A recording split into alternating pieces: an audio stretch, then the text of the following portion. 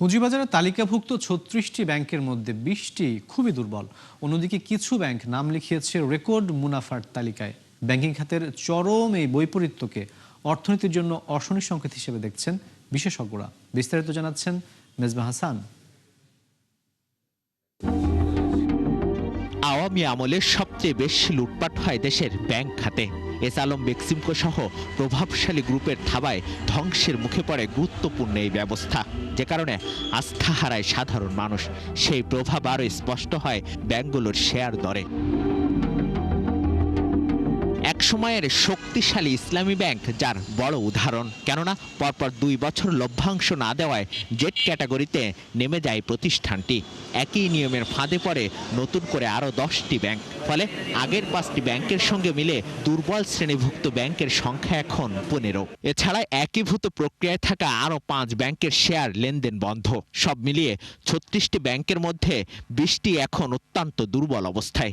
বিশেষজ্ঞরা বলছেন, বিনিয়োগকারীদের আস্থার বড় সংকট তৈরি করবে এমন পরিস্থিতি। অনেক ধরনের মানি লন্ডারিং সহ বিভিন্ন রকম অ্যাক্টিভিটিসের কারণে কিন্তু এটার যে অবস্থাটা এসছে, সেই অবস্থাটার জন্য কিন্তু নিয়ন্ত্রক সংস্থারও যে ডিভিডেন্ড যদি পে আউট না করে আস্তে আস্তে ওটাকে যদি কভার করতে পারে, সেই পয়েন্ট অফ ভিউ থেকে কিন্তু করা, মানে দীর্ঘমেয়াদে হয়তো এটা একটা সুফল দিবে, বাট ইমিডিয়েটলি এটা কিন্তু বিনিয়োগকারীর জন্য একটা ক্ষতি হচ্ছে। তাহলে অবশ্য এমন বাস্তবতার মধ্যেও শক্ত অবস্থান ধরে রেখেছে কিছু ব্যাংক। এর মধ্যে ব্র্যাক ব্যাংক একাই করেছে 2,000 কোটি টাকার রেকর্ড মুনাফা।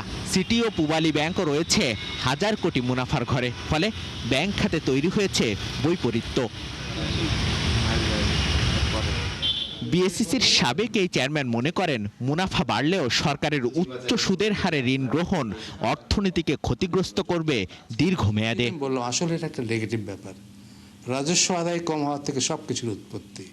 রাজস্ব আদায় কম হয়েছে, সুতরাং সরকারকে বিপুল পরিমাণ ঋণ নিতে হচ্ছে, চড়া সুদে ব্যাংক থেকে ঋণ নিতে হচ্ছে।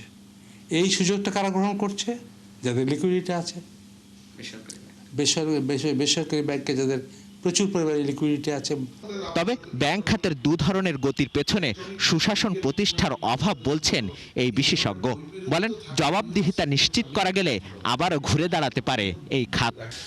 বছরের পর বছর যদি এরকম বৈপরীত্য থাকে, সেক্টর হিসেবে কিছু কিছু ব্যাংকিং ফার্ম ভালো করবে, আরো বড় হবে, প্রফিটেবল হবে, সেক্টর তো বড় হবে না। সুতরাং ওই যারা পারছে না, জেড ক্যাটাগরিতে যাচ্ছে, সেগুলোর সংখ্যা কমিয়ে আনা, সেগুলো যাতে নতুন করে আর না যায়, গভর্নেন্স স্ট্রেংথেন করা। এই ব্যবস্থার উপর আস্থা ফেরাতে খেলাপি ঋণ আদায়ের উপর জোর দিচ্ছেন বিশ্লেষকরা। মেজবা হাসান, 71, ঢাকা।